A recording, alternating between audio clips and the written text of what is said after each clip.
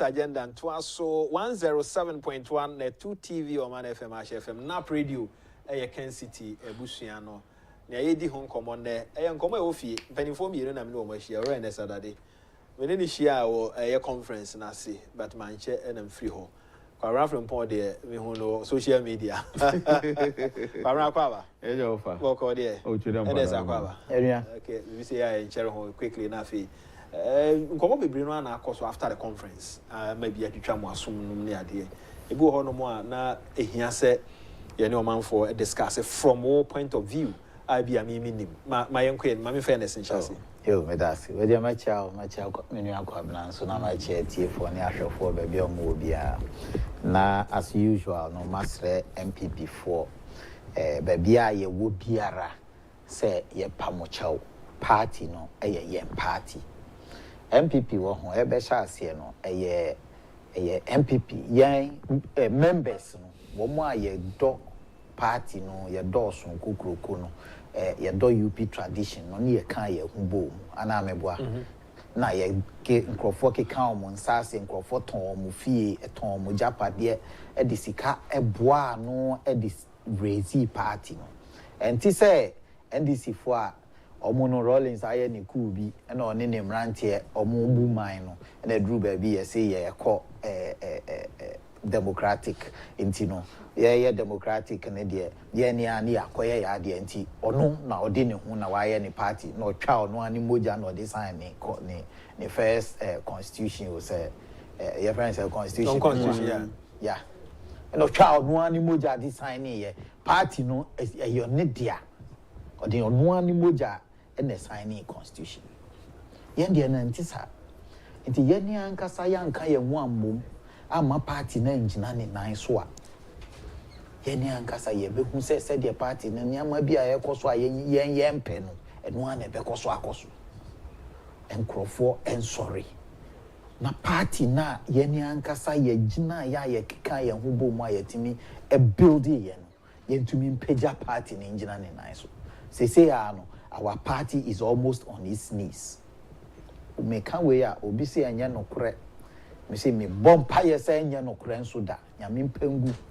But yeni ankasa ye twetwa yeni ankasa ye 19 na me supporto Ken nti the supporto ba o me anyame a o twamada pa ma me ankasa gise me tu kroma. Na dia na ma obi dwene say asem we me maye ma dwene say na me ba beka dia na ma wo ebi a wo amofa wo dwene say wo na say wo ka nipa me support no nkire nwanwa 80% of the people doing this no me share politics as no share pioto na ma nwanwa chese ono na direct o de say we ye shock me say 80% of Emranti ni maba wana omudi nkrofo atem say who support Brian nti who support Baomi nti who support Ken nti who support Obi nti na otwa wadapa no obada ben ebi wo 2016 ya na obeka ye ho ye nka say ye mu wanimti anwene de bida say wo a wo be join party ni ne ana wo join ni nra ana wo ba ye nche ye no oso ni mfa so enye no na meka the American is say we are in a democracy and the MPP has forever practiced democracy inti party for kotodwegu for minsa da minsa yem ja obi biara na on support obi biara na adwene ye ne say onu na onu obedi MPP animu a onu nso beboa because empenifo mu ko abato yi nyina no ba akukura ni ho no mu a wo beka say me kwame adade ameti hey me contribution to the MPP no eto omo de no e ben hu ba bi ada omo ye they are colossus kukudam within the party ana meboa enti no mesre me de ade amedi sha ase no say mesre party fo nya constituency bia ba bia wo biara. Now no me conversation I didn't like it. Koso. The conversation was that you see encrophobia the rubber me encropho Emma won 10,000 T and no more budget so. Now ref said Owura Canada Agyapong ma party no 4 million Ghana cedis. Me ti say Owura say chairman sakra born abaso another network say odika 3 million but na omo the omo je no and also another 1 million. 4 million Ghana cedis. Oh, Jenny say be a fan say I don't know how, but and look at Oseche Mensa. At the 17 America. The way I sometimes the critique or honorable Ken ho. Now look at the way of present here there no to make sure say party for be who say and to kwani ho and say to be there and na party nankasa no obi wo ho no mo ni vision ye different or hwe say party ni bagina ni nan so odo no nye say ebi akwame adade ana amofa na we o MPP ni nti ono nko a na say party ni be fa ni ntuma pa fra gina ni nan so nti no be call ni na account where you 40 billion. Yeah, 4 million Ghana cedi. 40 billion. 40 billion. No, say party for money more party. Nanga penifo say what time okodu ayi ni America. Na ye kan ye mpo no. Unim say anye say me can because enkrofo nim. Omunim. One can tell obia Because initially called it 3.5 na buy. Okay. And program no say organize a fenini na this was contribution. You got here bromra no anya general sanko patch or some meka home no. Dom cry asresem no san do be kan na 400. 4 million. So what I'm saying is that say bia obi other aspirants for be crampo mu say omo cash back 100,000 on the boy 100,000. So the point I'm trying to make ni say why dwene ya wo se baby a wugina ne baby a wote no de wuwu ni enu anu no de ma bebre e koso wa akire a na so ho de nti a bibi MPP a na can the passion agine mu no it tells you how a party no the way a odo party no sanse mo ko kan say sika o me de be organize bottom up no no say $7 million. So $7 million. So omunya obetumi a raise this ka. You see, otan okwadu anu in America. No ahwe the track record. Ya wo de eba from 1993. Eba ne kwan of so na 2014, you know Tamale Congress. Yeah. And a part of him. And yes, we be presidency nti. Na bibi a part of obi no. Say yaduru ba bia obepe bi nti no. Say oye kra nipa fin say jama nu nti na oye enya no fa media make an say mesre party for ni nyina yema e form no adwobra umra wo mo a obia wo ho kwan so support no nipa bia o person support no bia na o kire die nti a support no ani obi kra betumi last minute de di kan ma me sha se mfiri ha obi wo ho no mo a ne wa adwene ye o say o support honorable Ken na sem nyina ye honorable Ken masa wo be kom kra na oboa obi wo baomia camp den wa dwene nyina ni so ye baomia obi wo Brian camp masa ye kaskala nyama yeti hasesi ai enkomo ankrofo di na chire no you will be shocked and number 2 obi timi sisa na adwene ene tai ebi ana nipa na ono ene wa agi agira mu din mina me ye Ken no wo be dane wo ho no last minute or see you me and am kan e be san so boa wo be ne den enti moma yemfa odo kroye enka bom yemfa enpeja party no emfiri baby aye gina yi hwe niama NDC for ye NDC ni hwe onzo mo drop sa 2 million na omudi professor Kufiame ya echi ni niama so say omo na onzo omo ntumi nka ho ase bi unim die ntira yeah there was a program. We kept raising the issue. Yenya na ye raise say, while filing null prosecute for Obia or de Abaineka. Yeah. Billions. Yeah. So what you assist. Obia ma Abaina radio no ye Bank of Ghana penny and then or nuna assessor or shese. Ya one more yama one bailout no omu nyina ebe back. Na omu ubema nipa akot na omu so no omu aye adwuma no. Sa nipa na no ye Bank of Ghana governor. Ya peja na adwuma mu. Aman. Bill 21 billion went into banking sector cleanup. As they say ayeti hai, owo akwabran do for there na abai. We me dey ya emfatu ho aka asem. Say nipa yama no 1.2 billion fa ko she ba bailout for the bank no so ye di where the bank ni sika dada. You see on fa 60% mra. or the 60% no bad, they can 40% na can. Now only 40% of 1.2 billion. Cause Yeah, just as Sikano, tata obi a yes say we tua Sikama company. 2 million. 2 million. Yeah, no. Ya kwaji $200 million say the yes agreement. Yeah, no. So there are issues on the ground. You are filing all the process for 200 million. Yeah, the obiechi. Yes, he want to me a juma. Yeah, 50 million. Man, no juma wa ye no. Inti ya kwache no. So Mahama and his administration, they are doing things that Ghanaians will not be happy about. As I say, you highlight it, and Opabia, yes, sorry, Galamse, or say, or best solve Galamse. In fact, what charter plane, Mamine Yare no ya charter plane dinu to Muko, and ya bonnet, say ya grammar, now Yare, na ya bibi, ya jinumqua, into ya charter plane, the Ajit Kojinumqua, or we are no ban, ya charter plane and a board, danger, akufo-addo, Diana, now ya kuhun to Kwawo Kruman. Ya charter plane and a board, ding, young farmer president, ya dima president, a bedi one farm for your official duty.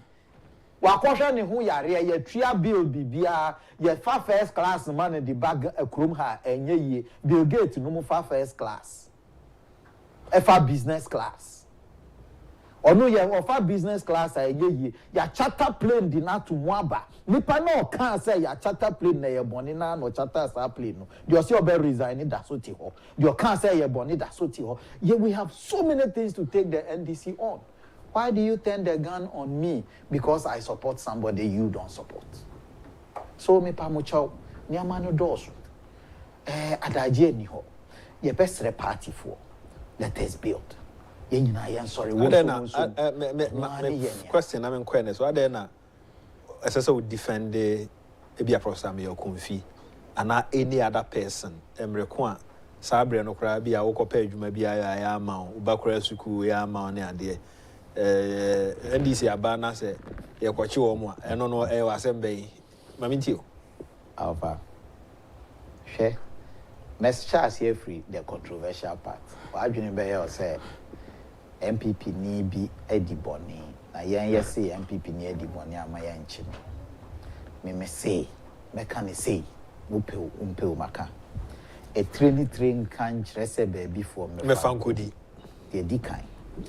If you vilify an MPP person today, me omudi di no be anyone wama me be makana TV so radio so several times wama me be no program he says ya wama me tin wama me be me ana me ti ho me bread sabre no na abusunya ne na mfo free UK ne the omo keka ho ne ye sort wo mo out me ana me bread na me di why you yere cry me yere no be na yina di kura anya say amunya nka omutwa ne she NS ni brebre NS omunim say na yere me they can go to hell for all I care me there be ameka but the American say party MPP ne omunim say na yere no ya mo beto no so ho NDC abre so kura ya anya ne hwe mo ba mo na mo no mo be yina di the American say nti party ni de yakuma wo party ni bia ye bone na wachi ne say wa ye bone na odi ne betumu ube ye no de mrasi ye ni bia no ye emfa ye ho but de say ye ni say untumi me kan kire Ghana fo nyina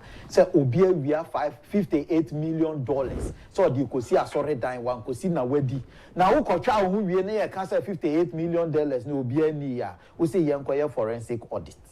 Conclude mame. Because the $58 million now we see yes here the Kosi National Cathedral now obi edinu obi agina so akasite ya Ghana so fo nyina obi agina so in fact kun chacha de wa agina so atoshnap akogina ho abo asofo ni nyina adua osofo a oburu nua wa toshnap ni kosua abro omu nua na ni nyina achi no ye kohwehwe mu ba ya after the Phillies are shifting goalposts. The last time on Saturday I was on Adom TV. Yeah, it's shifting the goalposts. So shifting goalposts say yes say 4.9 million ayira. Obian can say 4.9 million ayira. Obi a otie me bi antie me.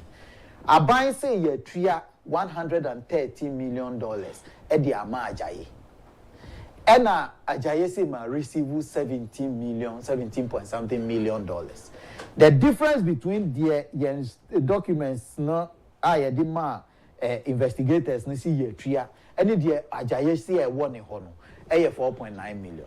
And I just say Mima receive 4.9 million. In accounting, you have BB reconciliation. Reconciliation, I'll be say, oh, it be free Ministry of Finance. You be free. Just I was here, said no call reconciling. You who say, oh, the free Hano, you can say 100 cities, now 150 cities. Until now, my reconciliation, a seed the beer. And I had the kind but the process and the two baby and said, yeah, beer. And yes, Sikano, it's not like he is putting a correction and person here. So, person says Sikana ira. Where does it mean Saka Sikano? And a dear or the auditors no so and no are reflecting where the payment came from. We are Sikana in baby. Do you want to me make and say 4.9 million be Irana and Yira so be more propaganda. Yeah, you said the account that will be account when you panankasa na babeka. Moreover, also we call a forensic audit. What prevents you from doing the forensic audit? And why didn't you do the forensic audit? And Sana Obekache Ghana for say Ghana akufo-addo are buying any every $58 million. Ghana for Amutiemi, more Amudi di akufo-addo attempt because say we have $58 million. More did dia so for an attempt. So more we have $58 million. No, and no na ban. But I say program no conference no so now was here. Oh sure. Now we can organize it from one Casa point of view. Yeah, because as a member, number 3 committees, as a member of the Secretariat, Grounds and Operations Committee, and it play a lot of roles. And I think the organization, I mean, so be obey BBR no can attest to it. Is one of the best MPP organized programs. And Ubia Unimbia no what follow MPP programs for a while will attest.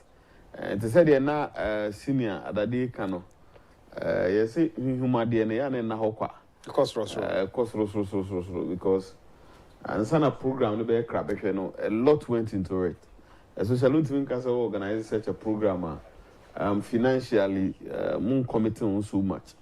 And when say on the grounds, the national organizer, the national treasurer, in our bumping for bidia or my contributor support, even though amount for amounts now to abonting, Dow Massey, in our Hubi, ATB. The Honorable Kennedy Agyapong, or Brian Champon, Edichum, former Vice President Dr. Mahmoud Baumia. But in contribution, no, be our the buy or the best support here. Okay. And it be moody as to change be pa. Inti penufuni na so yabo mabaso.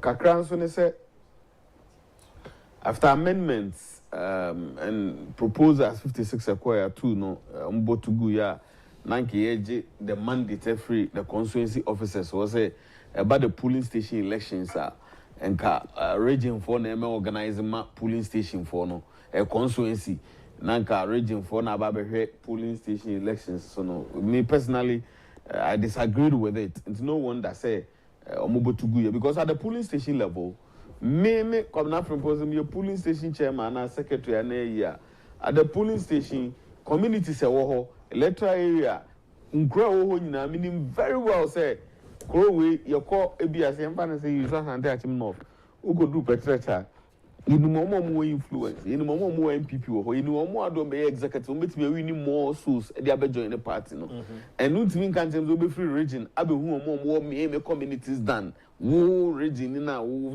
anazo free national now ebia mfa na say ma bow rate wa Easter I would think say minimatiwa is chain Benjamin Morvey and minimatiwa is chain Perry it will never happen.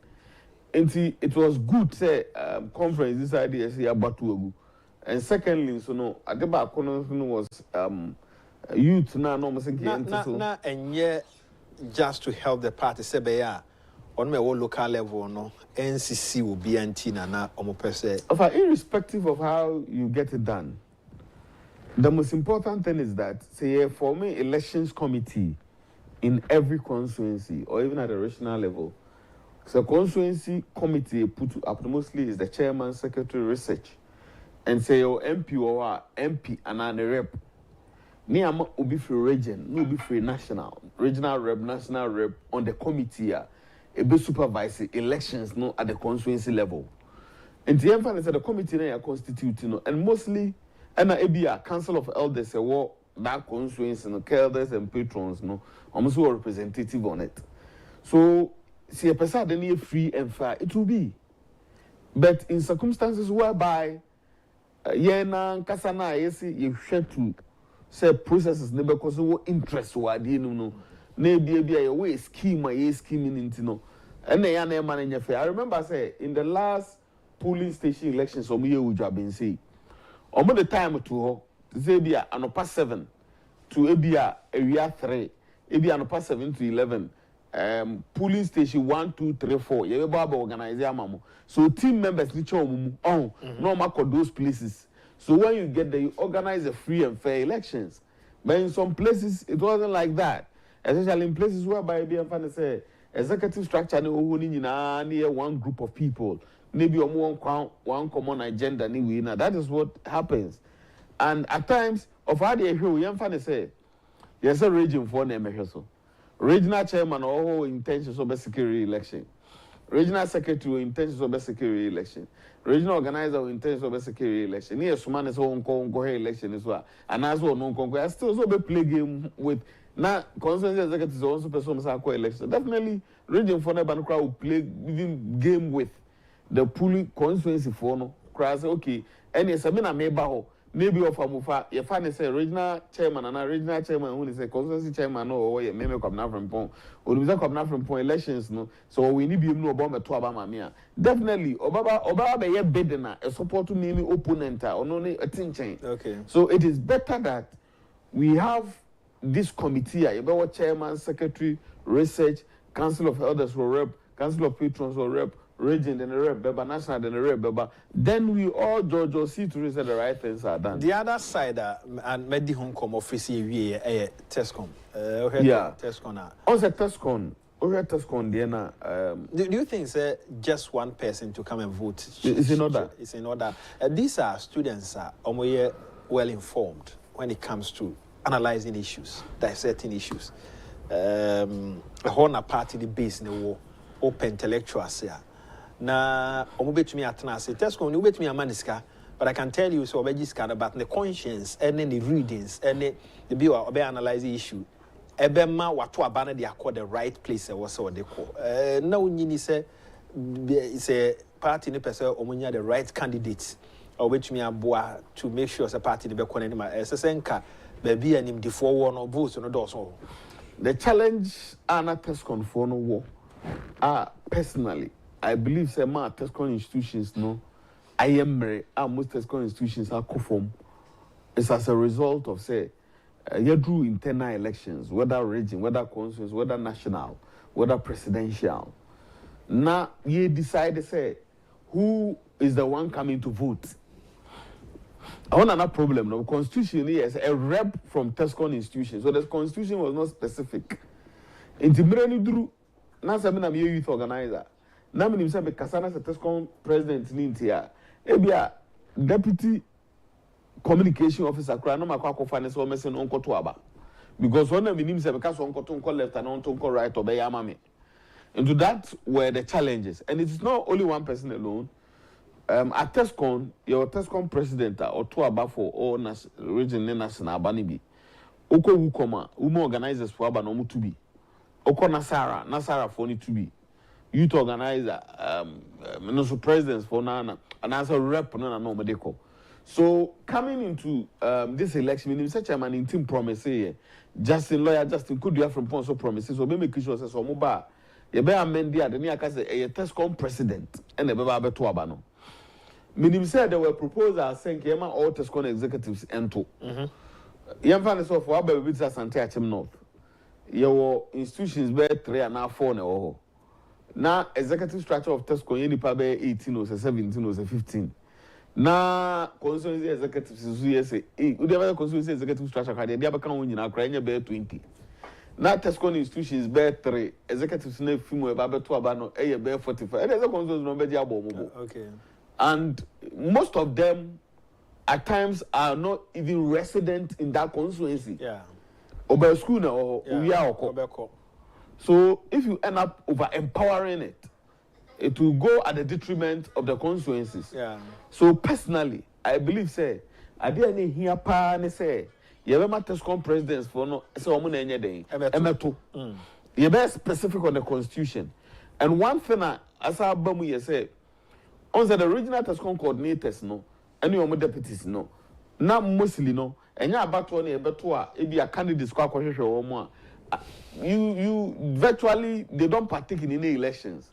Just they will compile the people who are going to vote, organize programs in the regions to see to say omo and extra summer youth organizer no secretary wom enra di ho komo kakra minim say eno wani atwa so a meninko so. But even at the party level I know say the general secretary, treasurer and the party chairman are the signatories to the account. And it's always either two ways, but mostly no minim say at the party level we are you submit it to the general secretary for approval, then to the treasurer's office before payment is made. I know so they work hand in hand. But menyang ebi as specific menyang huni en kan yi. So me huni ya kan yi, I would have understood it better and know how to analyze it. Okay, me that's my to dem ra ba. Nia party ni ye nyina no to win 2020 general elections na ya ba behwe going forward no e na o ka kire party ma no. Of course ni see Supreme Court na no so say etwa waso at least no so was yetumi di ho komo kakra na yetumi de esoro so kai say na ya wada na 2 TV o man FM FM nap radio Kencity abusua no mpanimfo mi no na no pa mi no mo edin komo Emidin Edia Amufabo. Me kai say Franco Trading Enterprise for Adaroma. Se o pe phone atwa phone de ne papa pa no Franco e na onsa ebeka. Franco buy say small business Adabraka no me rock the cinema na hwe animu. Utwam ho abehun say as a phone shop bi na wa hey. But I can tell you and Franco emu atre ni nyina ne say we adwuma pa o manfo no nso eboa all kinds of phones a hwe onsa ebeka bi. Ibia emafie nso eye kama tabletop fridges any refrigerator bia ohwehwe open TV up to 100 inches ehonso nsa ebeka microwave iron ene sa na ema no a eboa emafie ahokeka eye kama na nyina Franco ewobi omo outlet anas omo shops ahodo no doso organ ha se ya odi ene se obefre but we go how person obepi de obe ene se obeko online na wako www.francotrading.com wako ho a omuniama ni nyina wo ho ofra ye na obedi ehon kobo fred 0555939311 0555939311 Franco Nkwani company o Ghana hasia ope product ato ho na okone esi bin ni ho I can tell you within 24 hours there be a product no be a no nsabe but almost talk there be a no niema wo ho nti no akaya hye nso 0555939311 of course 2028 election and political parties and political parties are formed to win political power. Kwabra yanku anim sabre de table no e asset. Nyame adoma presidential primaries and so baso. Sure, meaning say nyame adoma o chena no your NEC National Council meeting 2 and 4 p.m. respectively, your Alisa. Okay. And meaning so all these are coming up because of amendments about, you know. And council must meet and take 1 or 2 decisions, maybe a timetable for the various elections about. You see, the ball no has been set, and it's incumbent that MPP, a Democratic Party, we are also supporting the no. Let's support. Let's go out there. Nayen campaigning on issues, on the competence, on enema, enipanaye, the two Obama no obeye. Because we need every political party. Said the Okan is formed to win political power. There is no political party to say CPP ni PNC. No, we want to win political power. And no one crofo na adjoin either MPP and NDC. And we in the new patriotic party cannot fail our party in 2028 because elections in the day no, it's not about any fanfare. Any agudi abana ye koto no make sure say ye be yi candidate or the no kwa Ghana for betono. So a delegate na betu bia just listing around tie nkrofo tie shoemaker for tie KGT for tie mokola for around what community na uti say ye koto aba na MPP omo yi omutie ompeso me ye flag bearer ni ho na mento aba ne ma no within your community because in the end when we elect a leader we will take the person to the community because Ghana for na ba betu bi so we should be engaging the kwa say ye selfish, we can't see a man look at so you flag bearer and flag bearer we are done. No. We should consult. yen di hu nkomo yen misa go mo ene omo ti nyina because ko yi di pa ni wi a omo anu omo ti na ba be decide who becomes the president.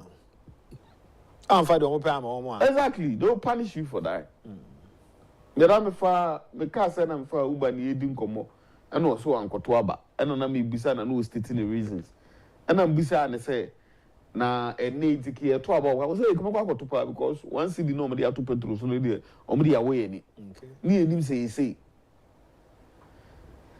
enti among ya ye ho ne dey is it should be united because abani enya 2 year so honorable Agyapong be winning Dr. Baumio, Honorable Aduchumu, Honorable Francis Adenimo, Brian Champon, they will be winning be here the other team on board to win Power 2028 to also lead the campaign because I know she will be on the stronghold. Okata when is the Honorable Ken the strongholds. Even though I bet me I say Okata when because Dr. Baumio the stronghold. Bet me say Okata to Adenimo say Okata when Brian say. So irrespective of who becomes the flag bearer, we still need these big men around because it's your man apart in the show that's so. And yeah, yen kasa. Yen how we go out there to campaign. Yen find say business as usual. And say nipa. Because yen your opportunity campaign in some unya kra 7 year can to be so emwa.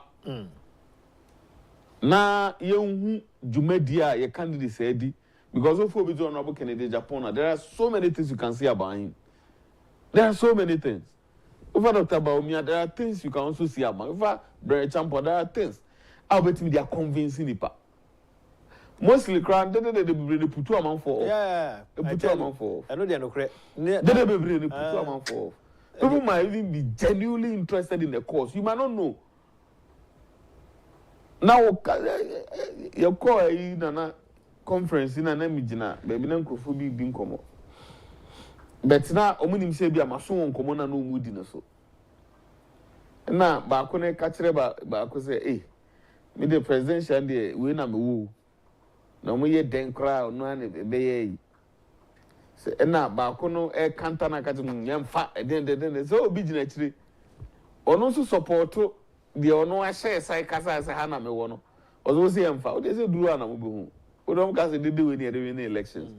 And people are there, but people are quiet. To say the Ghana for year 2024, but you know my D, yeah, campaign for you, so yeah, we near we. So na ba no monto. Oh, monto abano. Omo chere e cafe ano. And you don't know, I dream when the patrim. Yes, Remo. Momayen campaigning on the strength of our candidates. The why ye any do about obey. Sa insult attacks in them because in the end we know. Now sa army opponent, the NDC, they are quiet, they are observing. Because they are causing the home, they are observing. In TSRM, we have one united party, and the attempt be American say unity in the bar. I just say fairness, any equality age, because the unity no one man a fair level playing grounds, a unity cannot come. Yeah. And especially say okasa gumi su bebre di matem bebre na me wini wi at times even you coming to me will even become a problem. Yeah. So let's work together as one party people who wants political power in 2028 and yenye jumaden because the NDC for ye everything is indicative say Ghana for na we said between MPP and NDC ni there MPP na ba or drink Ghana for now we health insurance. Actually, I was as well lunch Mahamake. Again, or lunch you and so health insurance in Canada. I'll call lunch you or health insurance in Canada. 20% of health insurance. Why? Seven. So this is a confused government. That doesn't. Now then, since Kebu or Crown Farm health insurance now one day, and now it's so good health insurance, no. And now you're now open so cover under whole scheme, no. Health insurance and cover. Then cover the look for source of funding and let health insurance take care of it. And there's a who train on the Quran and the reality is dawning down on every Ghanaian because omo enne no omo mantua registration fee and omo ma no omo school club omo feeding money enne omo to ombuto mama nkwala ni sika no now they've missed akufo-addo enya nwa say ahemfo bi eko yi apaye epa president akufo-addo chewo no yeah because enne galamsey omo the boy tris and is worse off is worse off because and that is the simplest way of getting money. And then will be a sort of an excavator, forest to ensure a assassin concession. And this cannot hear what is on yes, you go and call you see Supreme Court. And Kakrani say now beside Assam say Assam 2 MPP penny bia and Ukraine say the moment Sabi wo twanitia na dane ahoma. The moment you better say be bu yem penifo ni nyina animas even charge ye dey to omo so no kran san ye no kre asema na mebusa ns ngrofo edidi o ma ma bi na complain ono kra po dey me kai say your program o say na yire why you see we of yeah kan no person be kan 170 wa soro kwa na ma yem fancy wa because ono ankasa no person be kan na bi ofare eniema ni bi e course na ya wo say na say that the way those days no me e ni TV usia pani bia utimi friend eja ena then time kai say those days if you kwatena ka mu na pani ba wanyini se wo so digina mu no ma pani na tena se ana wokofom kra wo babo se pani wanyi chen wo su ja na ba no ukohia no waje de aba that is how we were trained not to the extent say obekasati apani ana obekasati apani wanyini se wo awa bobras obi kura wanyini se wo no na eni enkan ye moral fiber ho even those times say ushia pani na say pani kura kasa wo do se gu achi ana say akwala asema be fie na busu anyina ahia ne ye ka asem na akwala beto no asum anu utie sei ontimi tena se kan Yesu ontimi bene look at where we've gotten to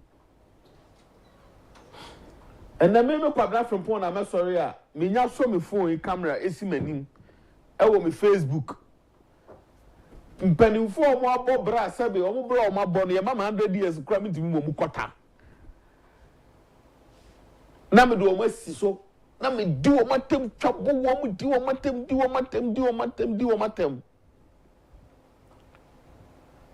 na a whole court of competent jurisdiction the bench warrant cause nipa no obi the defamation about to no so aba court ye hia no so meyi ne ho ano ne lawyer no ono ankasa no na court the bench warrant say okay omra no enye say bi a court the judgment to no so come and defend and some na who can say no kure no but me defend no court ya na it is Supreme Court say amani here meanwhile Brana be defend. Be defend no. You didn't come. Contempt ni say Brana be defend. No be defend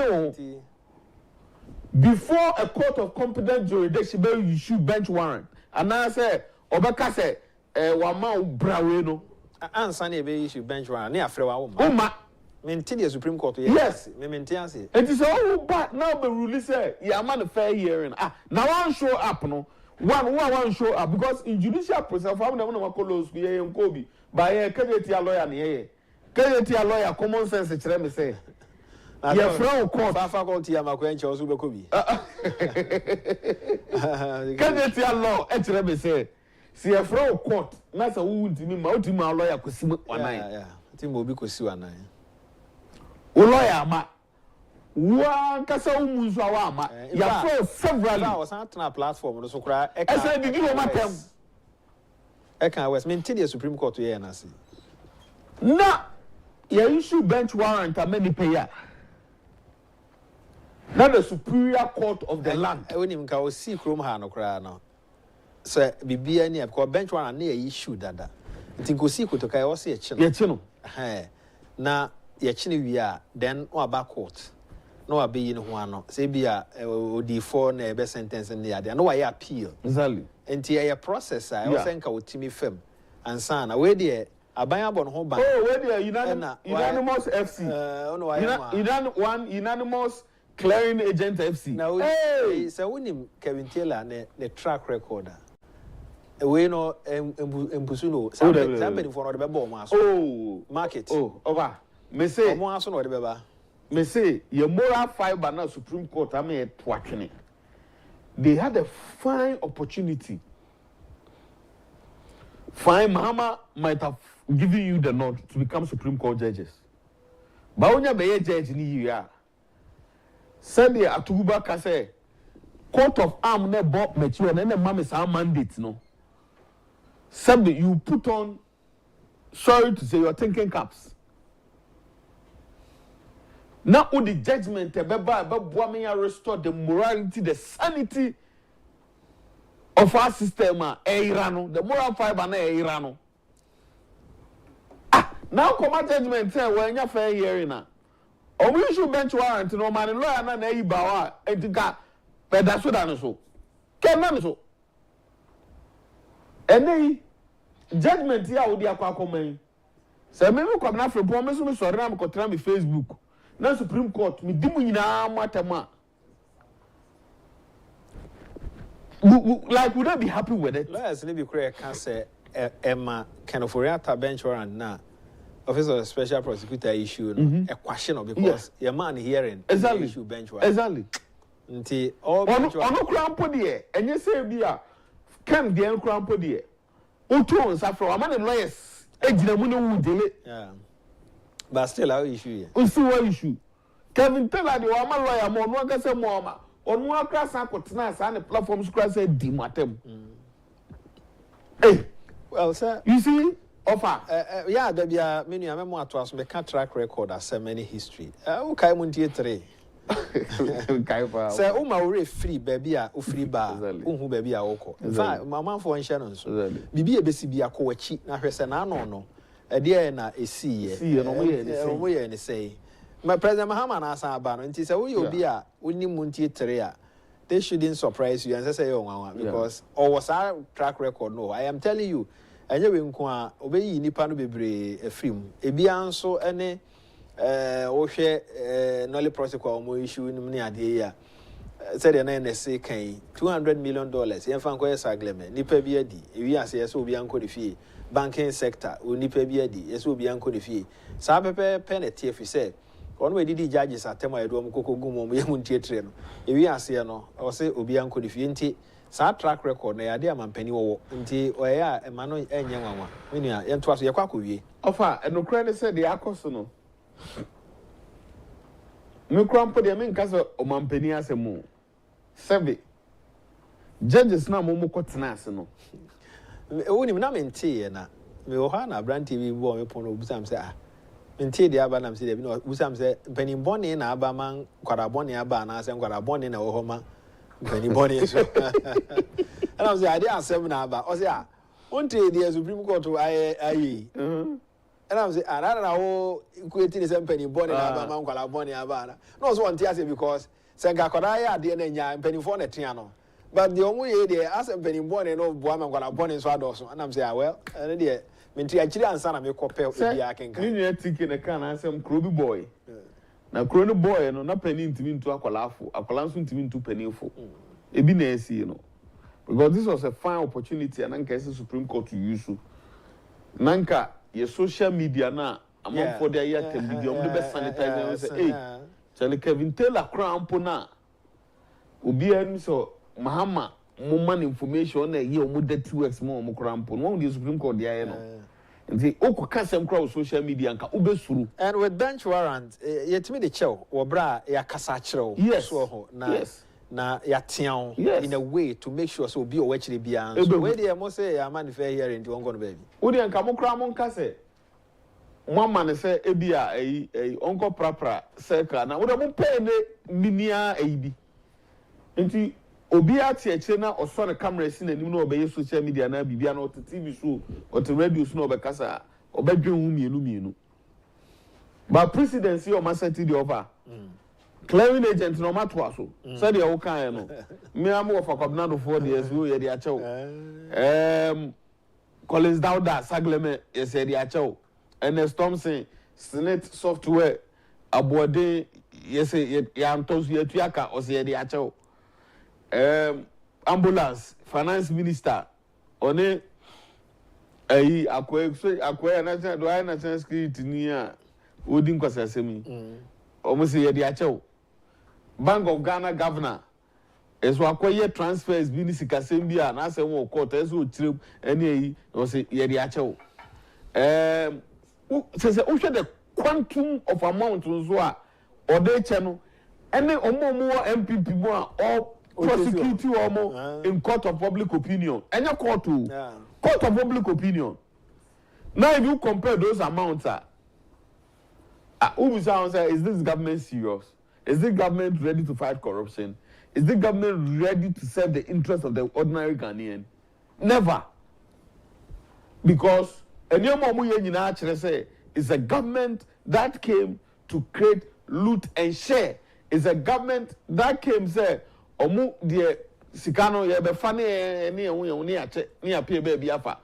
after your 4-year mandate, likely say after 4 years, you have a new leader crab and this maybe crown appointment in the NJB. It is a serious Mahama boy any NJB any serving interest there. But one thing the Supreme Court judges and Bafuboni has forgotten is say some Bafuboni they could appointed war. And then Mahama I director for prisons, Ugo prison servicer, we and a director general or qualified. And oh no, I don't have any problem on offer. I'm just building a point. And now also here, acting injustice. You will be covered for a betty and you do a bet now. So you are doing the proper bidding of the government. Okay. Now never say, mention the can as him say, and maybe buy and maybe so beba. Never as you need castle. Now over there the castle. Come conclude. On no crowd, I'm sure you can 2 years no call pension. Okay. Abros why the Mahama Mao extension. Abros why 4 years. Abros are 2028. Even your 2 abanas and MPP crowd the billion NDC crowd. And the new president now bonus one and crop so satisfy almost. So MPP so bonus one and crop so satisfy. So said the air there. Podia no anka ne body as on there is no ever conform them. It definitely how more handle issues. Oh, the question, in animals and Klein FC near Bogu, where the court near panel, new judges here do Amuko Yenchi, say via Mahama do Amuko. Oh, yeah, I know no about football in Nasa Betanasubi, oh, near about 7 to Ogu, because if you are Philosopher Betanasubia or Betanasubia, the people who feel intimidated and follow suit to the honor Beka. Said the Embribas and Embribis, and they should go ahead, and no matter what. A brandy and oh, no matter in Vienna. Over now, yes, here January, as say the August. And Vienna be 3 years. No, for the yes, here. Say your political season, Mukranka Sabrinka campaign go so then. Yes, here January, and August, we are going to August. When you back 1 do December, now 1 year. Well, last year, 2028, Ubu mine and you boon from January to March. If you are going a campaign, I want to be a fool. It is when they are, or when they are judges, no. As 7 bar, Sabi, would judge a school I'll call and training when you've been a McCoy. But Sabi, common sense would tell me, say, attempt the DNA cost of social media. Is that how the judges want Ghana to be? Attempt the DNA because is that how they want their children, their grandchildren to be? Because you've endorsed it. And we will say, why you post big crowd say oh MPP ni ado pa ko kebi say Supreme Court for am before one kwa wa sha say no oh now ni say e me bedu a obedu say wo bekeka bi as say hunu bi a kire o ni ahwe ni po ba beka bi ama o no de enya nwa o bekeka bi a kire o and offer enche o kra oh na sabi ye funbo no ni so wasa I was for coming. Deputy Protocol Director, New Patriotic Party. Emphasize that amount. Emphasize that so a macro ni na mobuano pay. Elikem focus elder kwesininsi NFA. Bente. Mamena mwase na ena onumso MCRC. headed by Ejano. Meeting Edia Amufabuache. Now, the programs are coming in twice, but a Maori and Fisa about 2 months and so about to be out to be at the end of the day, no, in so ebeba. The next election, year 2028, when necessary president of the Republic of Ghana, MPP for Mokwakoyi a candidate, I will plead with you, say, Mamu Mane will be our interest, but any the interest of the party, any the interest of Ghana. Ghana for never twaba, enti, and a pebi American was a bomodin say, Nipa Omaka Shiano, Ubebuso Masam, now one Cassans where you so conscience. Ubebusa say, why Nasia, then no qua.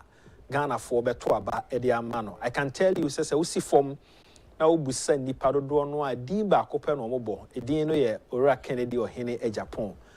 Men America na won so corner koye research na hwe ba na sa menye mistake. Nyame ya admo channel pa ibishia makro.